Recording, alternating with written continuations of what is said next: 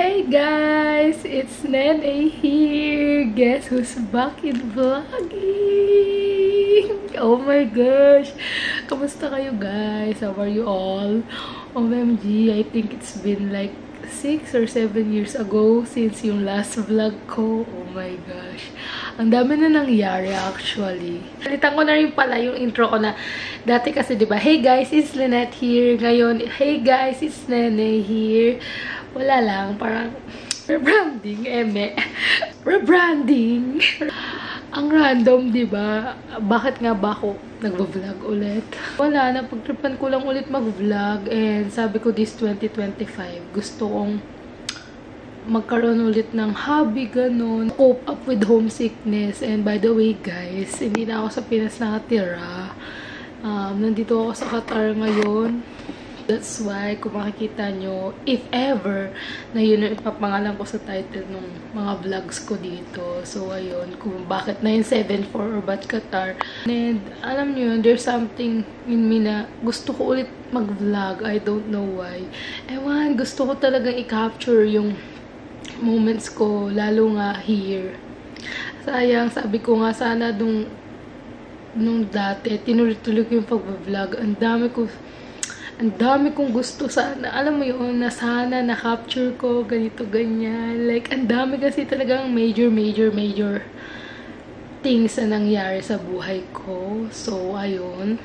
Going 3 years na ako dito. So, ayun, major life update. Nakagraduate na din ako ng senior high, college. Tsaka, ayun nga, after graduation, thank God, nakahanap ako ng job here in Qatar. Kaya, ayun, wala na ako sa Pinas ngayon. But, kakagaling ko lang din Pinas actually. Like, 2 months ago, yeah. 2 months ago, nag-vacation ako. So, ayun, kamusta kayo guys? Oh my gosh, I cannot believe it. I'm vlogging again. By the way, kakagaling ko palang work. So, pagpasensyahan nyo na yung face ko, ba't ganyan? Kakatapos ko lang din mag-shower and all. So, ayun. Hopefully, sa mga susunod na araw, mas look presentable ako. Inshallah. Arabic speaker na. Charis. Nakaka-excite mag-vlog ulit. Sana supportahan nyo talaga ako, guys. And ayun, wish me luck. Sana mapanagutan ko ang pag-vlog again. Basta, guys, ang dami kong gusto ikwento sa inyo. Ano yung mga nangyari sa past 6 years of my life, ganun. But, dami na. And yung iba naman pala, kung gusto nyo malaman na yung mga nangyari, nandun naman siya sa, nakapost yung vlogs ko sa TikTok ko and sa Instagram. So, dun check nyo na lang yung ibang updates doon. And yun, let's make new memories na lang. It's never too late naman yun. So, ayun.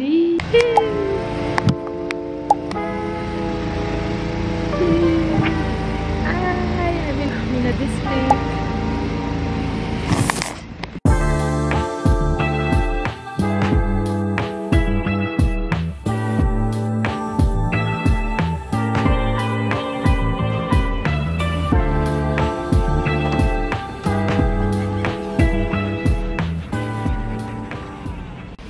Hey guys, it's Lynette here. So today, nagaling ko sa QIF 2025 dito sa Qatar. So naglalakad ako ngayon papuntang metro. Pauwi na ako. Guess what? 12 hours duty pa ako bukas. But still, anyways, ayun. Nasasad lang ako kasi hindi ko nakuha. Hindi ko nakainan yung mga gusto kong kainan. Like, sarado na or sold out na kami. Anyways, katulad nga nung sabi ko, ang sarap nung sa matcha ng Saints, guys. Like, the best. Like, Egyptian coffee ata yun. Or something. But, ayun. Super good. Anyways, I'm walking to the metro na. BRB. So, guys, ayun. Nandito na ako sa metro. And, ang sarap talaga ng matcha ng Saints. Yun ang nararegret ako na hindi pa ako bumili sa pot kasi busog na ako and I think one is enough. So, ayun. Andito na, bye.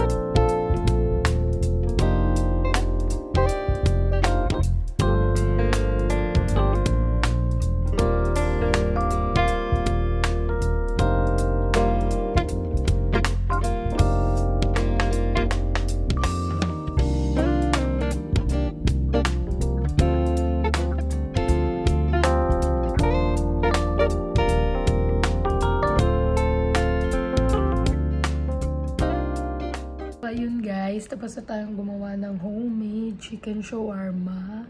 So, let's try. Nakita ko kasi sale din yung chicken shawarma ng Sadia. And, ayun, para makatipid din tayo. Huwag tayo puro bili. So, ayan. Lahat yan homemade.